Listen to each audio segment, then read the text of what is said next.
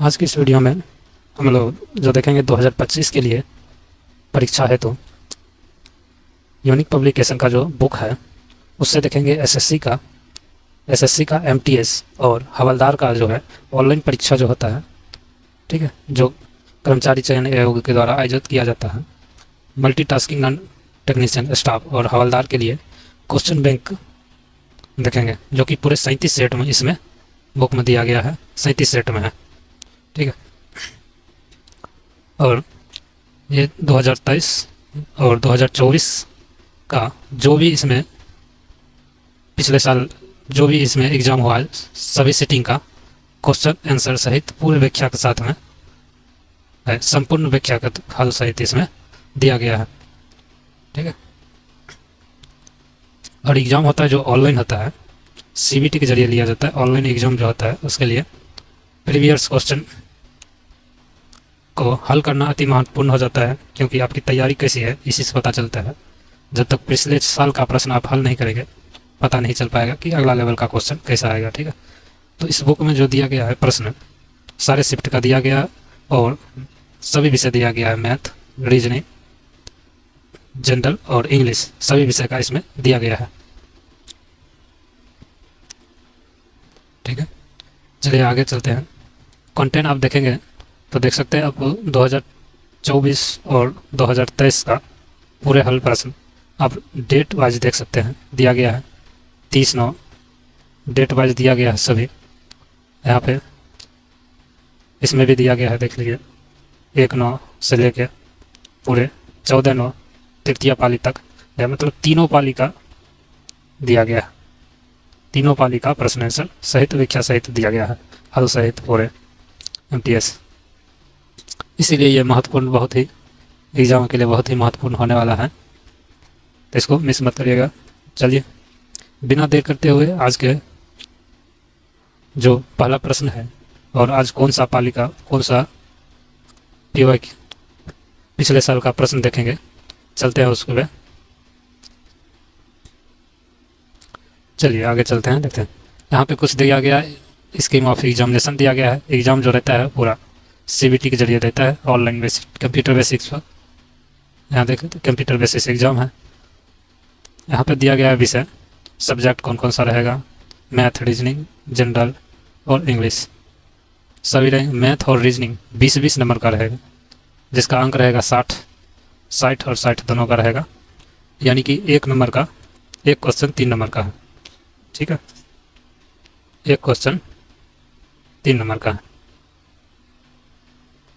और यहाँ पर भी दिया गया, देखिए जनरल और इंग्लिश दोनों 25-25 क्वेश्चन दिया गया है और 75-75 नंबर दिया गया है। यहाँ भी 1 नंबर का एक क्वेश्चन 3 नंबर का है। समय आप देखेंगे तो 60 मिनट इसमें भी दिया गया है, 60 मिनट इसमें भी दिया गया है। दोनों मिलाकर जोड़े तो 120 मिनट आपको कुल प्रश्न करने के लिए दिया जाएगा। और कुल प्रश्न हो जाएगा कितना, तो 90 प्रश्न हो जाएंगे, कुल 90 प्रश्न हो जाएगा। 90 प्रश्न के लिए आपको 120 मिनट दिया जाएगा, ठीक है। एग्जाम हॉल में 90 प्रश्न के लिए 120 मिनट दिया जाएगा। चलिए आगे बढ़ के देखते हैं। आगे देखिएगा तो यहाँ पे सिलेबस दिया गया है, ठीक है, सिलेबस दिया गया है। सिलेबस में देखिए सारे सब्जेक्ट का सिलेबस भी यहाँ पे दिया गया है, विस्तार से दिया गया है। अगर इससे भी ज़्यादा विस्तार में आप चाहते हैं सिलेबस को जानने के लिए, ताकि और अच्छा तैयारी हो सके, तो आप कमेंट बॉक्स में एक बार हमें सिलेबस लिखकर कमेंट कर दीजिए, ताकि हम आप लोग के लिए लाएंगे एक नई वीडियो लाएंगे पूरे विस्तार से इसके पूरे सिलेबस में, टॉपिक वाइज सिलेबस में, कि कौन से टॉपिक से कौन कौन चैप्टर से सिलेबस दिया गया है, कौन से चैप्टर से प्रश्न आएंगे, सारे सब्जेक्ट का एक वीडियो में बनाकर ले आएंगे, ठीक है। चलिए ये बात हो गई पूरे एग्जाम के बारे में, पैटर्न के बारे में कैसा रहेगा, क्या क्या देखेंगे। तो आज जो देखेंगे, आज क्या, चलिए प्रश्न के ऊपर चलते हैं। कौन सा प्रश्न देखेंगे, पीवाईक्यू प्रीवियस क्वेश्चन का सॉल्यूशन देखते हैं। आज जो हम लोग डिस्कस करने वाले हैं जो प्रीवियस क्वेश्चन एसएससी का एमटीएस वाले जो उसका 30/9/2024 का जो एग्ज़ाम हुआ था तृतीय पाली में, उसका देखेंगे आज प्रश्न आंसर। सभी लोग तैयार हो जाइए। और तीसरा पाली में हुआ था ये 30/9/2024 का, ये लेटेस्ट है, पिछले साल का दिया गया एग्जाम है, उसका प्रश्न है। इससे आप अंदाज़ा लगा सकते हैं कि किस टाइप का क्वेश्चन आता है। प्रीवियस क्वेश्चन देखना बहुत ही अनिवार्य हो जाता है। ठीक है, तो चलिए चलते हैं आज का पहला प्रश्न के ऊपर और करते हैं और देखते हैं कि किस टाइप का प्रश्न कैसा आया है। चलिए, ये रहा पहला प्रश्न, चालू करने जा रहे हैं। सामान्य जानकारी का पहला प्रश्न है। देखिए क्या कहता है पहला प्रश्न, बिल्कुल ही ध्यान से और टॉपिक वाइज देखते रहिए कि किस टाइप का कौन सा साल में कैसा एग्जाम आया। अगर किसी प्रश्न का अगर आपको आंसर पहले से मालूम है तो आप हमें कमेंट बॉक्स में करके सजेस्ट दे सकते हैं। ठीक है, चलिए बढ़ते हैं प्रश्न की ओर। कहता है 42वें संविधान संशोधन, कॉन्स्टिट्यूशन अमेंडमेंट जो है, अधिनियम द्वारा मौलिक 42वें संविधान संशोधन द्वारा मौलिक कर्तव्य पर निम्नलिखित में से कौन सा अनुच्छेद भारतीय संविधान में शामिल किया गया था। ये जो मौलिक कर्तव्य है वो मूल संविधान में पहले से मौजूद नहीं था। ठीक है, तो इसे जो है 42वें संविधान संशोधन द्वारा जोड़ा गया मौलिक कर्तव्य। और आपको पता होना चाहिए कि मौलिक कर्तव्य भी संविधान में कितना है। तो हम बता दें कि मौलिक कर्तव्य जो संविधान में है वो अभी 11 मौजूद है। ठीक है, उससे भी पहले कम था, 10 था, 10 से फिर 11 हुआ है। 42वें संविधान संशोधन द्वारा जो जोड़ा गया था उस समय 10 जोड़ा गया था। फिर जाके 2002 में 86वां संविधान संशोधन हुआ है, तब जाकर 11वां मौलिक कर्तव्य को उसमें जोड़ा गया है। ठीक है, और यह मौलिक कर्तव्य जो लिया गया है रूस के संविधान से देखकर लिया गया है। ठीक है, और इसका जो 42वां संविधान संशोधन हुआ था यह 1976 में हुआ था। 42वां 1976 में हुआ था। ठीक है, 42वां संविधान संशोधन जो हुआ था 1976 में हुआ था। ठीक है, और यह अनुच्छेद पूछ रहा था, अनुच्छेद हो जाएगा ऑप्शन नंबर ए हो जाएगा 51 के ए में जोड़ा गया। और भाग कौन सा हो जाएगा, भाग पूछे थे कौन सा हो जाएगा, तो भाग हो जाएगा 4 के ए में, 4 के ए में। और 4 में कौन सा भाग है, सिर्फ 4 का पूछते कौन सा भाग है 4 में, तो 4 में आप जानते हैं डीपीएसपी हमारे संविधान में भाग 4 में डीपीएसपी है और 4 के ए में मौलिक कर्तव्य दिया गया, जोड़ा गया है। ठीक है, सही आंसर जो हो जाएगा इस प्रश्न का ऑप्शन नंबर ए हो जाएगा, 51 ए हो जाएगा जो अनुच्छेद में जोड़ा गया है। ठीक है, चलिए अगला प्रश्न चलते हैं। अगला प्रश्न देखिए, अगला जो हम लोगों का प्रश्न है, प्रश्न नंबर 2 कहता है स्वतंत्रता के बाद पहले राष्ट्रीय खेलों की मेजबानी, क्या कहते हैं, स्वतंत्रता के बाद पहले राष्ट्रीय खेलों की मेजबानी निम्नलिखित में से किस नगर में की गई थी। ठीक है, ऑप्शन देखिए आपका दिल्ली है, मद्रास है, जबलपुर है, लखनऊ। इसका सही आंसर अगर पता है आपको तो आप कमेंट बॉक्स में कर सकते हैं, कमेंट बॉक्स में करिए इसका आंसर क्या हो जाएगा। ठीक है, चलिए इसका सही आंसर जो हो जाएगा, ठीक है, क्या हो जाएगा बता देते हैं सही आंसर क्या हो जाएगा। देखिए स्वतंत्रता के बाद जो होता है 1948 में पहले राष्ट्रीय खेल नेशनल गेम्स की मेजबानी कहाँ हुआ था, तो ये लखनऊ में हुआ था। ठीक है, लखनऊ हुआ था। और इसकी शुरुआत जो हो गया था 1924 में ही लाहौर की मेजबानी में हुई थी। और 37वें राष्ट्रीय खेलों की मेजबानी 2023 में गोवा में किया गया है। 37वें चालू कब हो गया था, 1924 में ही हो गया था।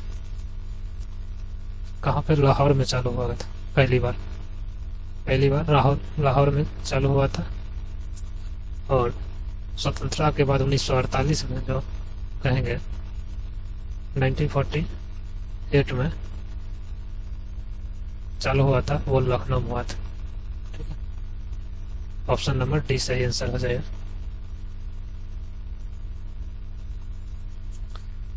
चलिए अगला प्रश्न की ओर बढ़ते हैं।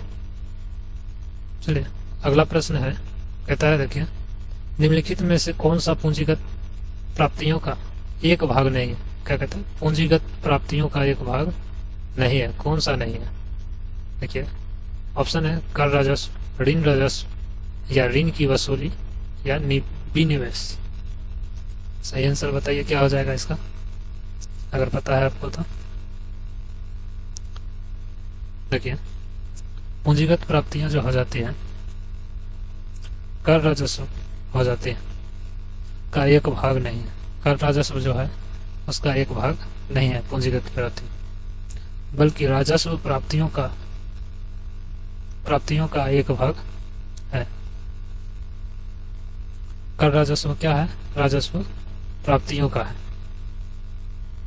और ऋण ग्रहण, ऋण की वसूली तथा विनिवेश पूंजीगत प्राप्तियों का एक भाग है।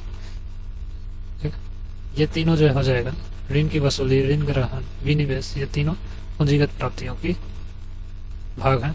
जबकि कर राजस्व जो हो जाएगा, कर राजस्व जो हो जाएगा ये राजस्व प्राप्तियों का भाग है। इस प्रश्न के अनुसार ये सही उत्तर हो जाएगा, ऑप्शन नंबर ये हो जाएगा। पूछ रहा है कौन सा भाग नहीं है। ठीक है, अगला प्रश्न चलिए देखते हैं। अगला प्रश्न है ये 4 नंबर प्रश्न, कहता है निम्नलिखित में से कौन सा एक भारतीय लोक नृत्य है? भारतीय लोक नृत्य पूछ रहा है, कौन सा है पूछ रहा है भारतीय लोक।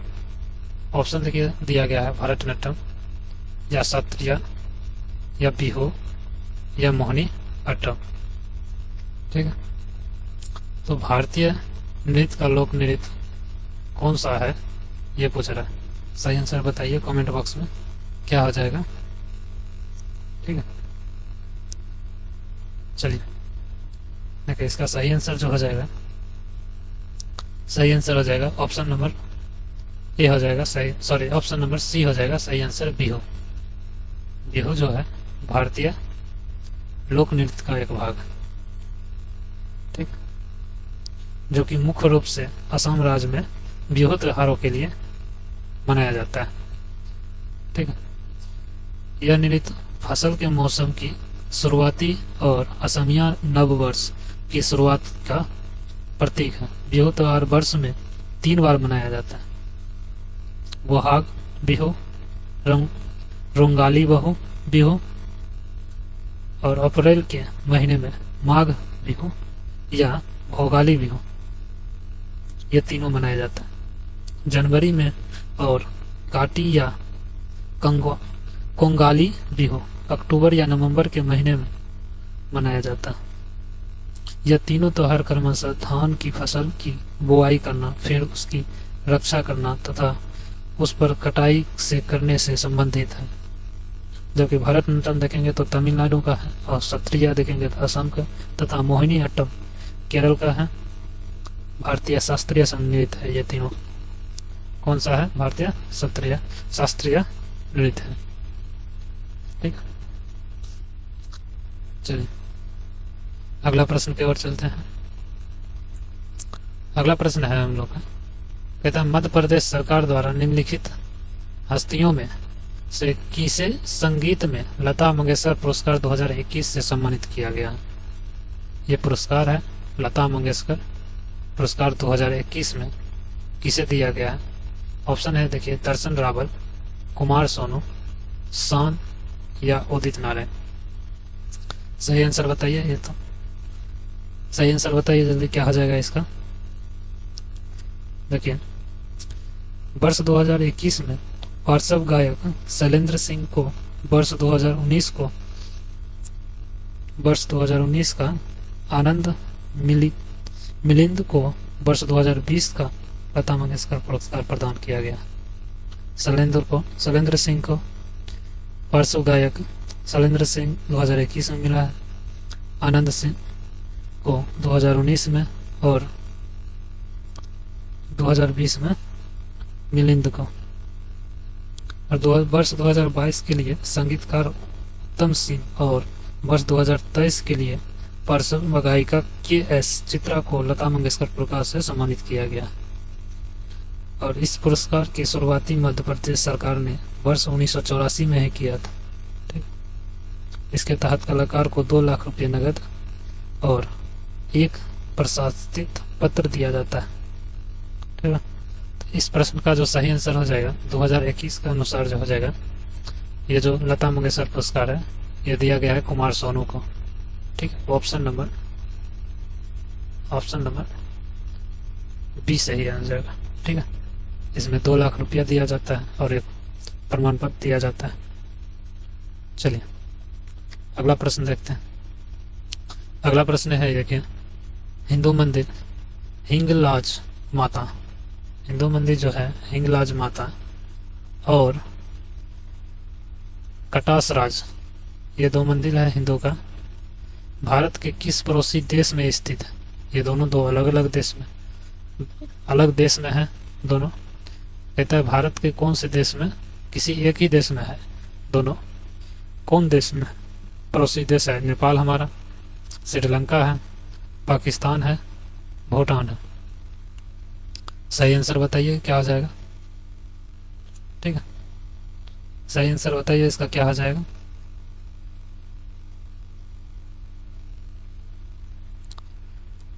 चलिए देखिए, सही आंसर जो हो जाएगा इसका क्या हो जाएगा, हिंगलाज और माता कटराज कौन सा पड़ोसी देश में है। देखिए कुछ जानकारी बताते हैं। श्रीलंका में जो स्थित है मंदिर वो है मुनेश्वरम हिंदू मंदिर श्रीलंका में, जो भगवान शिव को समर्पित करता है। और ब्रज ब्राही हिंदू मंदिर जो है भूटान में, और पशुपतिनाथ मंदिर जो है वो नेपाल के काठमांडू में स्थित है। ये तीनों को बता दिए। पशुपति भूटान में और श्रीलंका में जो है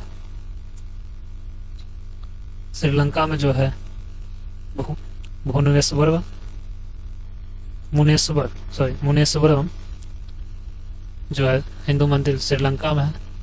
और नेपाल में बात करें तो वहीं ब्रजब्राही मंदिर जो हो जाएगा भूटान में हो जाएगा, और नेपाल में पशुपति हो जाएगा।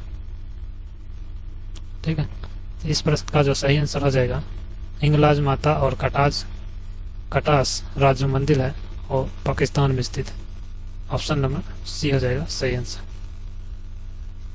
ठीक है, चलिए अगला प्रश्न देखिए। कहता है निम्नलिखित में से कौन सा राष्ट्रीय उद्यान मध्य प्रदेश में स्थित है। ठीक है, ऑप्शन है देखिए, पेरियार, बांधवगढ़, मौन घाटी या नंदा देवी। सही आंसर बताइए क्या हो जाएगा इसका। इस प्रश्न का जो सही आंसर हो जाएगा क्या हो जाएगा, कमेंट बॉक्स में करके हमें बताइए। ठीक है, सही आंसर क्या हो जाएगा।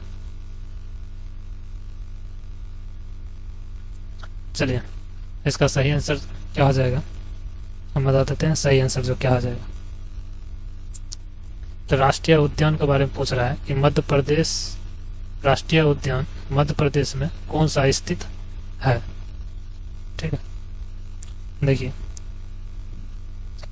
पेरियार जो है राष्ट्रीय उद्यान वो केरल में हो जाएगा। पेरियार केरल में हो जाएगा, के फॉर केरल हो जाएगा।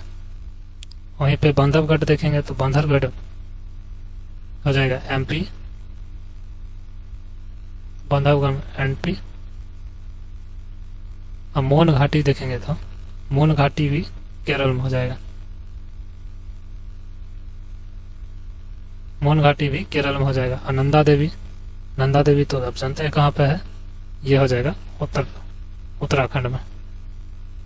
इसको शॉर्टकट में यूपी लिखते हैं, उत्तराखंड में स्थित है। तो इस प्रश्न का जो सही आंसर हो जाएगा, पूछ रहा है मध्य प्रदेश में कौन सा स्थित है। MP मतलब मध्य प्रदेश। सही आंसर हो जाएगा ऑप्शन नंबर बी हो जाएगा। ठीक है, ऑप्शन नंबर बी हो जाएगा सही आंसर। चलिए अगला प्रश्न देखिए।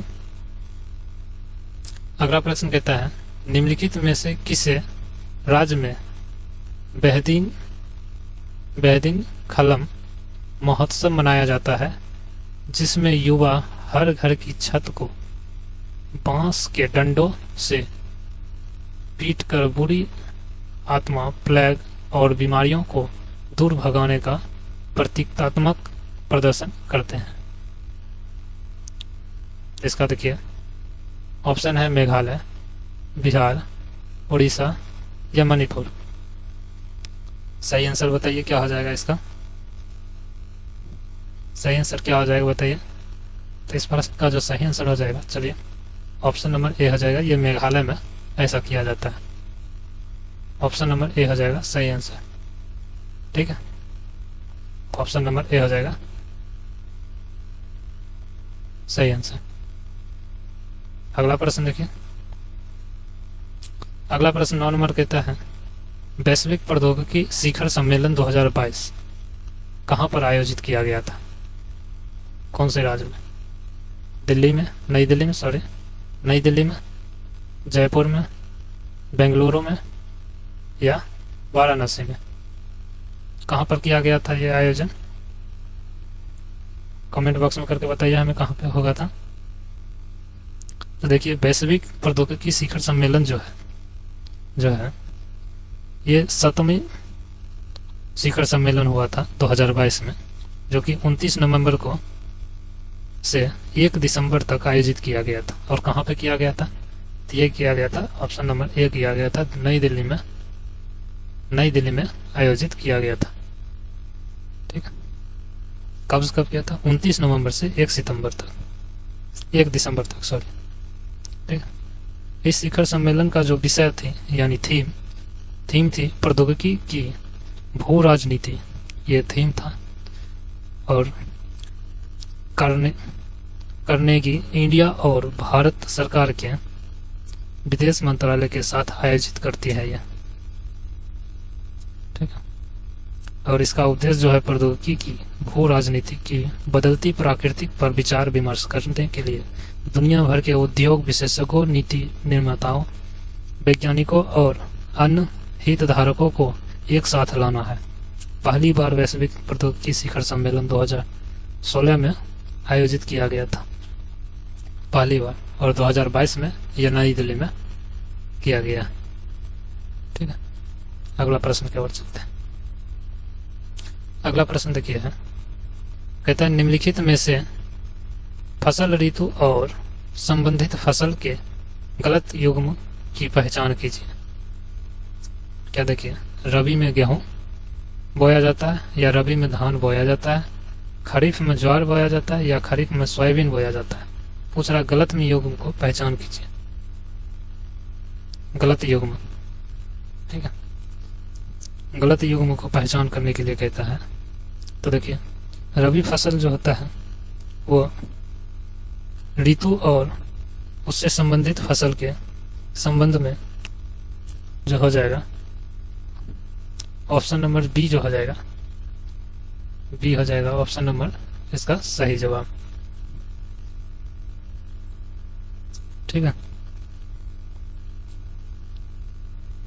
जो कि गलत है। धान जो रोपा जाता है खरीफ में बोया जाता है, रबी जबकि जो होता है ऋतु का मौसम रहता है, उस समय ठंड का मौसम, खरीफ जो रहता है गर्मी का मौसम रहता है, उस समय धान बोया जाता है बरसात के मौसम में। ठीक है, रबी फसल ऋतु में जैसे गेहूं, चना, मटर, सरसों तथा अलसी आदि फसल उगाई जाती हैं, जबकि धान, मक्का, ज्वार, बाजरा, अरहर, मूंग, उड़द आदि फसलें खरीफ ऋतु में उगाई जाती हैं। ठीक है, तो इस तरह से हम लोग देख लिए। ठीक है, गेहूं सही है, यह भी सही है खरीफ में, और यह भी सही है, एक ये गलत है। यह भी धान भी खरीफ में ही उगाया जाता है। ठीक है, रबी में नहीं उगाया जाता। ठीक है, चलिए अगला प्रश्न चलता है।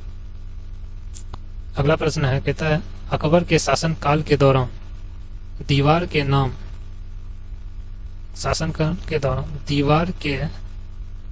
दीवान के नाम से जाना जाने वाला अधिकारी मुगल साम्राज्य के निम्नलिखित में से किस विभाग से संबंधित था? दीवान जो था उस समय मुगल दरबार में, यह अधिकारी जो था किस विभाग का अधिकारी था, यह पूछा। देखिए ऑप्शन है अदालती, वित्त, सैन्य या विदेशी मामले।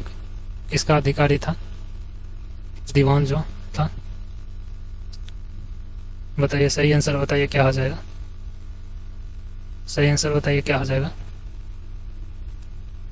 तो अकबर के देखिए शासनकाल के दौरान जो था दीवान जो था ये वित्त विभाग को देखता था।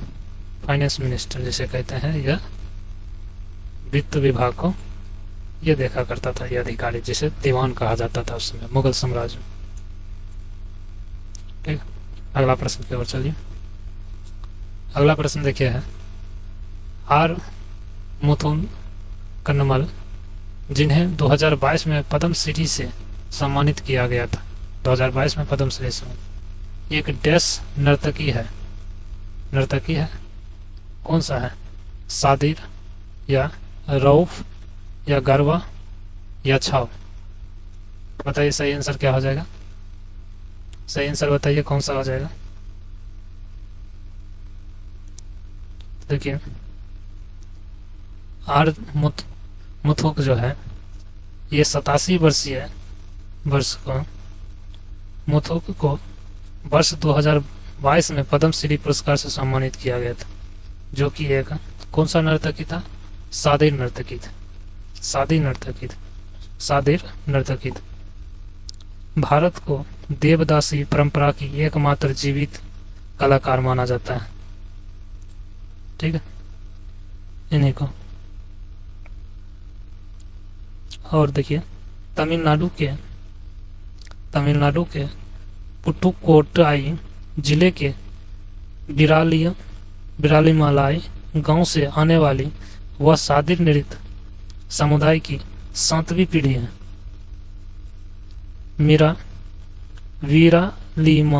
बिरालिम लाई गांव सुब्रमण्यम स्वामी मंदिर के लिए जाना जाता है। वो गांव किस लिए जाना जाता है? सुब्रमण्यम स्वामी मंदिर के लिए जाना जाता है, जहां आर मुथुन सहित 32 देवदासियों ने देवता की सेवा की है। ठीक है, तो इसका सही आंसर जो हो जाएगा ऑप्शन नंबर ए हो जाएगा सही आंसर। आप इतिहास पढ़ेंगे तो उसमें भी आप देखेंगे कि भी मंदिर में बहुत सारे पहले दासी समर्पित रहते थे। ठीक है, जो कि मंदिर में है नृत्य करना, अलग अलग जो काम था सभी को अलग अलग काम किया करते थे। आप शुरू से इतिहास पढ़िएगा मुस्लिम आक्रमण से, तो वहाँ से आपको ये देखने को मिलेगा भारत में। ठीक है, चलिए अगला प्रश्न की ओर चलते हैं। चलिए अगला प्रश्न जो ये है क्या कहता है? प्रसिद्ध हिंदी उपन्यास जो है मेला आंचल जो उपन्यास है वो डैश द्वारा लिखा गया, इसका लेखक कौन है वो पूछ रहा है। इसका लेखक कौन है? ऑप्शन देखिए है श्री लाल शुक्ला, मृदुला गर्ग, प्रेमचंद मुंशी या फणीश्वर नाथ रेणु। ठीक है, सही आंसर बताइए क्या हो जाएगा? यहाँ पे रिक्त स्थान पर क्या भरा हो जाएगा? इसका लेखक कौन है मेला अंचल का? कौन है? सही बताइए आंसर। तो देखिए सही आंसर क्या हो जाएगा?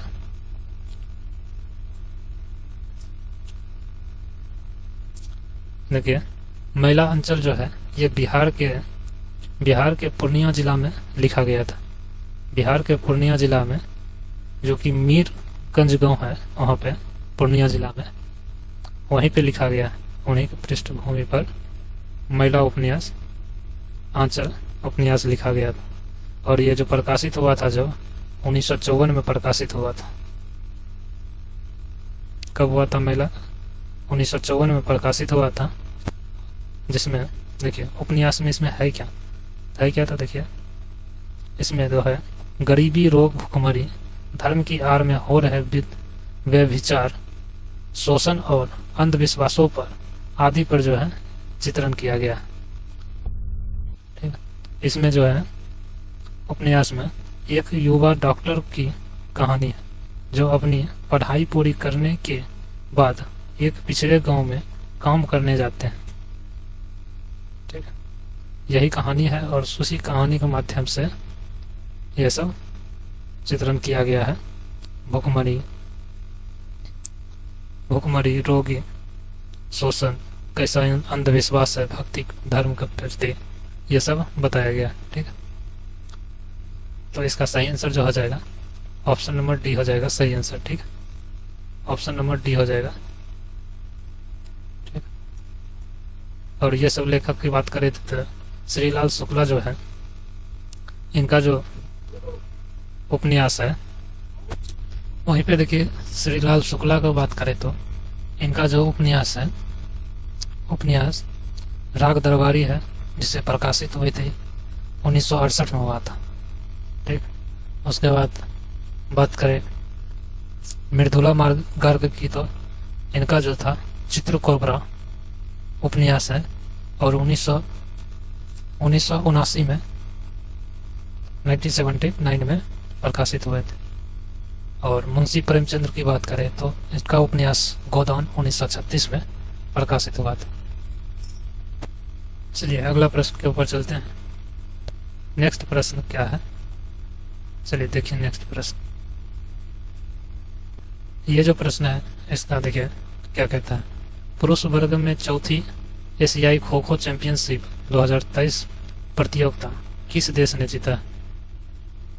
ऑप्शन देखिए, इंडोनेशिया, भारत, ईरान या दक्षिण कोरिया। सही आंसर बताइए। क्रिकेट से संबंधित है, सॉरी स्पोर्ट्स से संबंधित है ये प्रश्न। और पुरुष वर्ग में चौथी एशियाई खो खो चैंपियनशिप 2023 में हुआ था, वो किसने जीता था? ठीक है, 2024 का प्रश्न है तो उससे एक साल पहले का स्पोर्ट्स के भी प्रश्न पूछते हैं। चलिए देखिए इसका जो सही आंसर जो होता है, ये खो खो में, खो खो जो खेल होता है इसमें जो 16 टीम होता है, टीम कितना होता है? 16 होता है।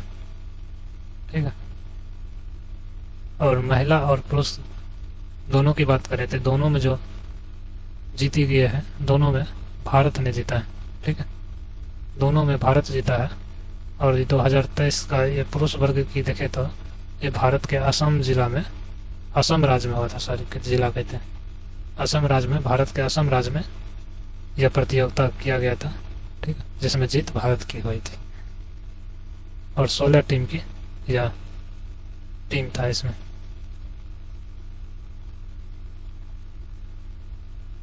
चलिए अगला प्रश्न के ऊपर पढ़ते हैं। अगला प्रश्न है, देखिए अगला प्रश्न कहता है, देखिए उस व्यक्ति के शरीर द्रव्यमान सूचकांक की गणना कीजिए जिसका भार 50 किलो और ऊंचाई 1.5 मीटर है। जिसका भार होना चाहिए, वजन 50 केजी और ऊंचाई 1.5 मीटर हो। ठीक है, तो उस व्यक्ति का द्रव्यमान सूचकांक की गणना किया जाए। देखिए ऑप्शन है 25.0 किलोमीटर पर मीटर स्क्वायर, या 18 किलोग्राम, या 16 किलोग्राम, या 22 किलोग्राम। इसका सही आंसर क्या हो जाएगा बताइए हमें कमेंट बॉक्स में, सही आंसर क्या हो जाएगा।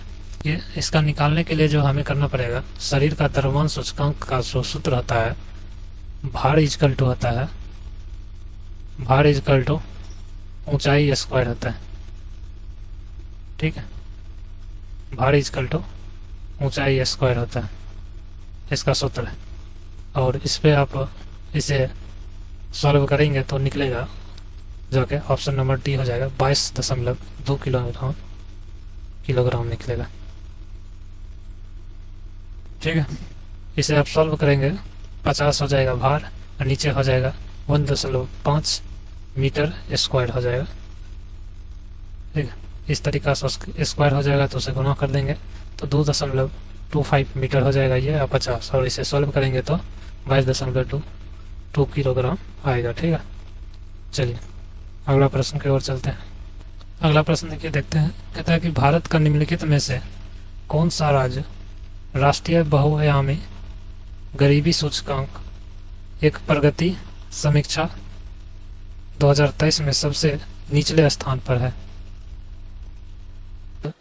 इस तरह जो हम बात करेंगे तो कहता है एक प्रगति समीक्षा 2023 में सबसे निचले स्थान पर कौन सा राज्य है गरीबी सूचकांक में।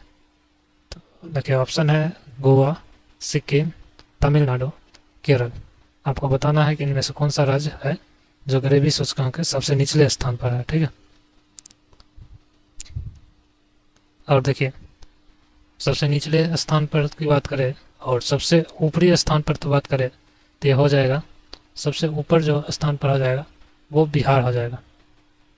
ठीक है, बिहार राज्य जो है सबसे ऊपरी स्थान पर है गरीबी सूचकांक में, जिसका प्रतिशत कितना है, प्रतिशत है 33.76% है।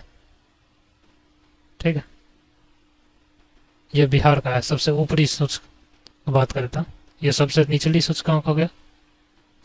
ठीक है, सबसे निचली हो जाएगा और सबसे ऊपरी पूछ लेता, पहला नंबर पर बिहार आ जाएगा, 33.76% है गरीबी सूचकांक में। ठीक है, और सबसे निचले की बात करें तो सही आंसर जो इसका हो जाएगा ऑप्शन नंबर डी हो जाएगा, केरल राज्य है, यही है केरल राज्य, ऑप्शन नंबर डी हो जाएगा सही आंसर। ठीक है, चलिए अगला प्रश्न की ओर बढ़ते हैं। अगला प्रश्न क्या कहता है, निम्नलिखित में से कौन सा रासायनिक सूत्र H2SO4 वाला यौगिक है, सल्फ्यूरिक अम्ल, सल्फ्यूरिक अम्ल, ठीक, सल्फाइरोरिस अम्ल है और ये सल्फ्यूरिक अम्ल है, हाइड्रोजन सल्फाइड है और नाइट्रिक अम्ल है। कौन सा हो जाएगा H2SO4 का यौगिक, बताइए सही आंसर। तो देखिए इसका सही आंसर जो हो जाएगा क्या हो जाएगा बता देते हैं, सल्फाइरोरस अम्ल का जो सूत्र होता है उसका होता है H2SO3 होता है, यहाँ पे H2SO4 का पूछा है, और सल्फ्यूरिक अम्ल उसी का सूत्र हो जाएगा H2SO4 इसका यौगिक हो जाएगा। ठीक है, H2SO4 सल्फ्यूरिक अम्ल हो जाएगा और सल्फारस H2SO3। Hydrogen sulphide, hydrogen sulphide की बात करें तो H2S हो जाएगा, सिर्फ hydrogen sulphide, H2 hydrogen, S मतलब सल्फाइड। ठीक है, और नाइट्रिक एसिड की बात करें तो HNO3 नाइट्रिक एसिड, HNO3 इस तरीका से हो जाएगा सही आंसर, ऑप्शन नंबर बी हो जाएगा इसका सही आंसर, सल्फ्यूरिक अम्ल। ठीक है, चलिए अगला प्रश्न देखते हैं। अगला प्रश्न देखिए है, कहता है मेगालिथ शब्द जो है, शब्द दो शब्दों से मिलकर बना है, मेगास जिसका अर्थ है महान और लिथस जिसका अर्थ है पत्थर। देखिए पूछ रहा है ये जो संबंधित है किससे है संबंधित, मेगालिथ। ऑप्शन देखिए यूनानी, हिब्रू, अंग्रेजी या लैटिन। ये किसका शब्द है जो मेगालिथ, लिथस, मेगा मतलब महान हो जाता है, लिथस मतलब पत्थर हो जाता है। सही आंसर बताइए कमेंट बॉक्स में हमें जल्दी से। ठीक है, सही आंसर बताइए कमेंट बॉक्स। ठीक है, तो देखिए इसका सही आंसर जो हो जाएगा ऑप्शन नंबर ए हो जाएगा सही आंसर, ऑप्शन नंबर ए हो जाएगा, ऑप्शन नंबर ए हो जाएगा यूनानी।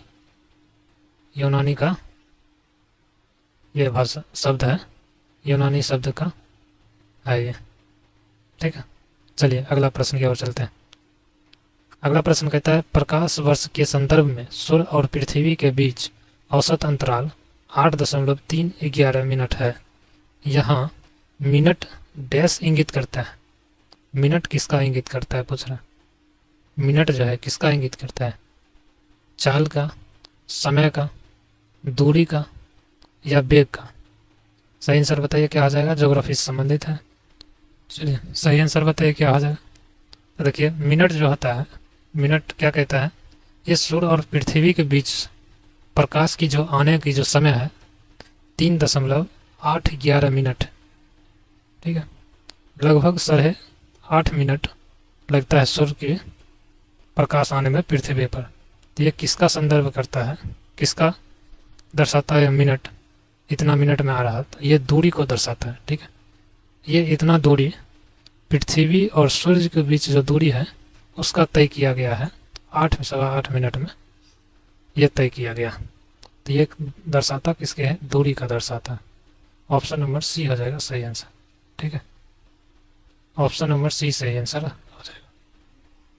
चलिए अगला प्रश्न की ओर चलते हैं।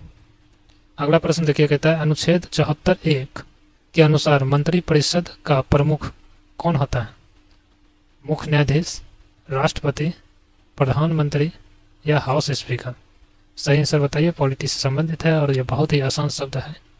ठीक है, बहुत ही आसान शब्द है। आर्टिकल 74(a) के अनुसार मंत्रिपरिषद का जो है प्रमुख कौन होता है? मंत्रिपरिषद का प्रमुख कौन होता है?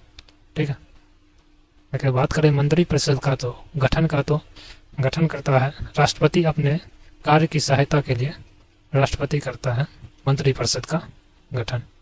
ठीक है, और ये राष्ट्रपति, और इसका अध्यक्ष की बात करें तो अध्यक्ष कौन हो जाता है? अध्यक्ष हो जाता है, ऑप्शन नंबर सी हो जाएगा, मंत्रिपरिषद का अध्यक्ष हो जाता है प्रधानमंत्री। ठीक है, ऑप्शन नंबर सी हो जाएगा सही आंसर, प्रधानमंत्री हो जाएगा सही आंसर। ठीक है, जिसका उल्लेख है 74(1) में प्रधानमंत्री हो जाएगा। चलिए अगला प्रश्न देखिए, क्या कहता है? डैश में गणेश रथ बेहतरीन अखंड मंदिरों में से एक था। गणेश रथ बेहतरीन अखंड मंदिरों में से एक था, कौन सा? सारनाथ, कांचीपुरम, गंगे कोंड चोलपुरम या महाबलीपुरम? कौन सा था? सही आंसर बताइए, कौन सा था? मंदिर से संबंधित है ये। सही आंसर क्या हो जाएगा बताइए जल्दी। सही आंसर बताइए कमेंट बॉक्स में क्या हो जाएगा। देखिए एक एक ऑप्शन की बात करते हैं। ऑप्शन नंबर ए जो है सारनाथ। ये सारनाथ क्यों फेमस है, किस लिए जानते हैं इतिहास में से? तो सारनाथ में गौतम बुद्ध को जो भगवान है उनको जो ज्ञान प्राप्ति हुई थी, उनके बाद जो प्रथम उपदेश जो दिए थे वो सारनाथ में दिए थे। ठीक है, भगवान बुद्ध जो प्रथम ज्ञान जो उपदेश दिए थे सारनाथ में दिए थे, इसलिए इतिहास में सारनाथ को जानते हैं। ठीक है, उसके बाद कांचीपुरम करें तो कांचीपुरम में जो है कैलाशनाथ मंदिर है जो कि तमिलनाडु में कांचीपुरम है। ठीक है, चलिए उसके बाद जो बात करें गंगे कोट चोलपुरम की बात करें तो इसकी जो चर्चा करेंगे, राजेंद्र प्रथम ने यहाँ पे बृहदेश्वर मंदिर जो का निर्माण करवाया था, जो कि भगवान शिव को समर्पित है, जो कि चोल वंश के शासक था राजेंद्र प्रथम ने उन्हें निर्माण करवाया था। अगला बात करें महाबलीपुरम, तो महाबलीपुरम भी महेंद्र वर्मन के द्वारा निर्माण करवाया गया था और ये शुरुआत में जो था भगवान शिव को समर्पित था। महाबलीपुरम मंदिर भगवान शिव को समर्पित था। ठीक है, और वर्तमान में बात करें तो वर्तमान में यह अभी भगवान गणेश को मूर्तियाँ वहाँ पे है। ठीक है, भगवान गणेश को अभी वर्तमान में समर्पित है। तो इस तरह से ऑप्शन नंबर डी हो जाएगा सही आंसर, ऑप्शन नंबर डी। तो इस तरह से हमने चारों ऑप्शन को देख लिया है। गणेश रथ बेहतरीन अखंड मंदिरों का महाबलीपुरम जो है यह। ठीक है, महाबलीपुरम जो है कहाँ पर है, कौन से राज्य में अभी है, ये आपको बताना है कमेंट बॉक्स में। ठीक है, महाबलीपुरम जो मंदिर है कौन से राज्य में है वो आपको बताना है। ठीक है, वो हमें कमेंट करके बताइए कौन से राज्य में। अगला प्रश्न चलिए देखते हैं।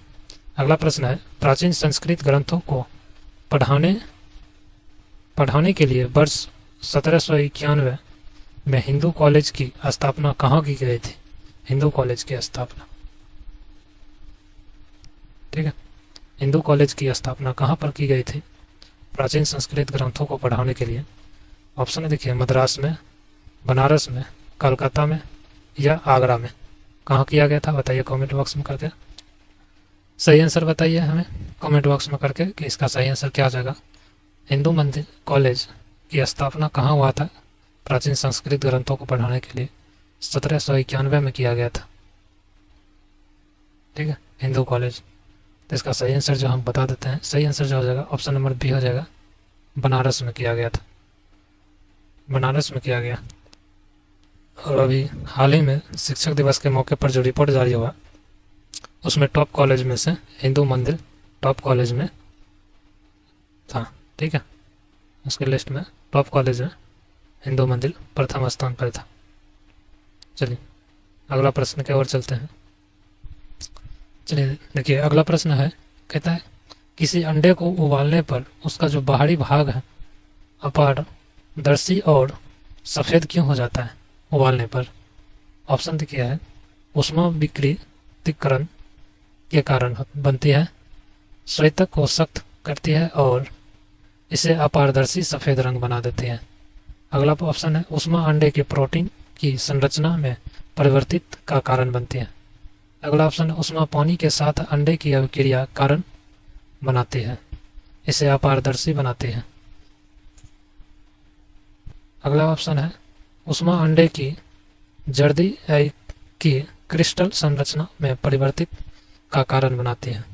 सही आंसर क्या आ जाएगा? कमेंट बॉक्स में हमें बताइए। सही आंसर कमेंट बॉक्स में करके बताइए हमें सही आंसर क्या हो जाएगा। देखिए ऊष्मा जो है अंडे को उबालने का क्या कारण है, किस लिए हो जाता है? देखिए ऊष्मा जो आता है, अंडे का ऊपरी जो छिलका आता है कैल्शियम कार्बोनेट CaCO3 का बना होता है, जिस कारण ऐसा होता है। और अंडा प्रोटीन का भी अच्छा स्रोत है, जो ऊष्मा विकृतीकरण के कारण अंडे को उबालने पर उसकी बाहरी जो भाग होता है अपारदर्शी सफ़ेद हो जाता है। ऊष्मा ग्रहण करते ही अंडा जो होता है अल्ब्यूमिन सख्त हो जाता है तथा अपारदर्शी सफ़ेद हो जाता है। ठीक है, तो सही ऑप्शन जो इस तरीका से देखेंगे, ऊष्मा विकृतीकरण के कारण बनाती है, श्वेतक को सख्त करती है और इसे अपारदर्शी रंग सफ़ेद कर देती है। ऑप्शन नंबर ए हो जाएगा सही आंसर। ठीक है, चलिए अगला प्रश्न की ओर चलते हैं। अगला प्रश्न जो है देखिए, 27 अक्टूबर 2019 को दुष्यंत चौटाला ने निम्नलिखित में से किस राज्य के उप मुख्यमंत्री के रूप में शपथ ली थी? उप मुख्यमंत्री को पूछ रहा है। ठीक है, चौटाला ने पंजाब के, हरियाणा के, हिमाचल प्रदेश या मध्य प्रदेश। ठीक है, क्या कहता है 27 अक्टूबर 2019 को किसने लिया है? सही आंसर बताइए इसका क्या आ जाएगा। चलिए सही आंसर चलिए क्या हो जाएगा हम बता देते हैं। सही आंसर जो हो जाएगा इस प्रश्न का ऑप्शन नंबर बी हो जाएगा, हरियाणा का उप मुख्यमंत्री के रूप में शपथ लिया। ऑप्शन नंबर बी हो जाएगा सही आंसर। ठीक है, चलिए अगला प्रश्न देखते हैं। अगला प्रश्न जो हमारा है देखिए कहता क्या है, 25 नंबर, और ये लास्ट प्रश्न है आज की इस वीडियो का। ठीक है, देख लीजिए क्या है। ज्योतिबा फूले किस राज्य से संबंधित थे? तमिलनाडु, महाराष्ट्र, कर्नाटक, गुजरात। ज्योतिबा फूले, इतिहास में आप पढ़े होंगे जरूर ज्योतिबा फूले के बारे में। ठीक है, दलितों का नेता था ज्योतिबा फूले। ठीक है, किस राज्य से संबंधित था वो हमें आप कमेंट बॉक्स में बताइए, और इसके बारे में और भी कोई अधिक जानकारी है तो भी कमेंट बॉक्स में हमें बताइए ज्योतिबा फूले के बारे में। चलिए देखते हैं इससे पहले वाले वीडियो का जो हमने प्रश्न दिया था, ये प्रश्न आपके लिए होमवर्क हो गया था। ठीक है, और इससे पहले वाले वीडियो में जो होमवर्क दिया है उसका सही आंसर क्या हो जाएगा उसके बारे में जानने का समय आ गया। ठीक है, तो ये रहा हमारा पिछले वीडियो का प्रश्न जो हम लोग होमवर्क दिए थे आपको करने के लिए, कमेंट बॉक्स में बताने के लिए कि बलवान के शासनकाल के कारण निम्नलिखित में से कौन सी घटना घटित हुई थी। निरंकुश शासक के रूप में बलवान जो उभर कर आया था गुलाम वंश में, तो इसका सही आंसर जो हो जाएगा ऑप्शन नंबर सी हो जाएगा। चालीसा दर जो इल्तुतमिश ने बनाया था सबसे पहले शासन पर आने के बाद, इसे उसने खत्म कर दिया था, चालीसा दर को भंग कर दिया था। ठीक है, तो इसका सही आंसर सी हो जाएगा। ठीक है, सही आंसर हो जाएगा ऑप्शन नंबर सी हो जाएगा। सही आंसर सी हो जाएगा। और आज का लास्ट वीडियो है, सॉरी कहते हैं आज का लास्ट प्रश्न है।